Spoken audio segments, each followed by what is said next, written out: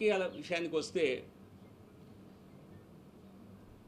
ముఖ్యంగా దక్షిణాది రాష్ట్రాల్లో, ఇది ఉత్తరాది రాష్ట్రాల్లో నేను ఎక్కడా చూడలేదు, ముఖ్యంగా దక్షిణాది రాష్ట్రాల్లో ధన ప్రభావం ఎన్నికల్లో రాజకీయాలను శాసించే స్థాయికి చేరింది. కొత్తగా చేరటం కాదు, ఇది మనం 10 సంవత్సరాలుగా చూస్తున్నటువంటి ఒక ట్రెండ్ ఇది.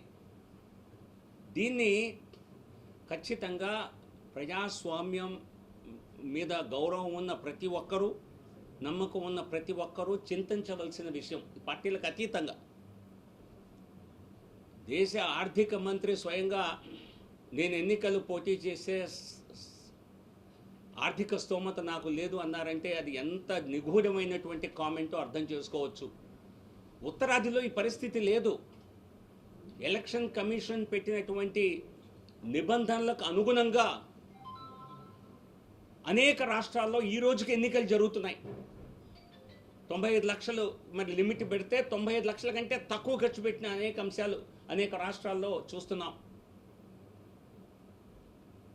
ఒక రకంగా పేదరికం ఉన్న రాష్ట్రాల్లో మరి ధనాశ చూపించి ఎవరైనా ఎన్నికలు గెలుస్తారేమో అనుకుంటారు. కానీ నిజంగా పేదరికంలో ఉన్న రాష్ట్రంలో ఎన్నికలు నిజాయితీగా జరుగుతున్నాయి. ఆర్థిక పరంగా బలంగా ఉన్నటువంటి రాష్ట్రాల్లో డబ్బు రాజకీయాలను శాసించే విధంగా తయారైంది. దీన్ని ఖచ్చితంగా ఇది చాలా బాధాకరమైనటువంటి పరిణామం. సో దీన్ని ఎలక్షన్ కమిషన్ ద్వారా వారు చేయవలసినటువంటి చర్యలు చేస్తూనే ఉన్నారు అన్ని ఎన్నికల్లో, సీజ్ చేయటం. కానీ పట్టుకున్నటువంటి ధనం ఏదైతే ఉందో అందరికీ తెలిసిందే, అది ఇక్కడ ఖర్చు పెట్టే దానిలో 10వ వంతు 100వ వంతు కూడా ఉండదు. సో ఈ ధన ప్రభావం రాజకీయాల్లో తగ్గించాలని చెప్పి ఒక క్యాంపెయిన్ కూడా చేయవలసిన అవసరం ఉన్నది.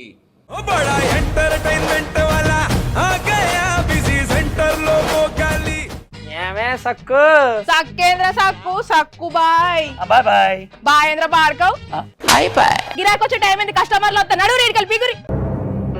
కస్టమర్లు వస్తున్నారు కదా, మాత్రం పొగరు ఉంటుంది మరి. తగ్గించేద్దాం పొగర్ని. డబ్బులు కట్టేస్తావేంటి కొంప తీసి? లేదు, కస్టమర్లు ఆపేద్దాం. పదా మరి మన బిజినెస్ స్టార్ట్ చేద్దాం.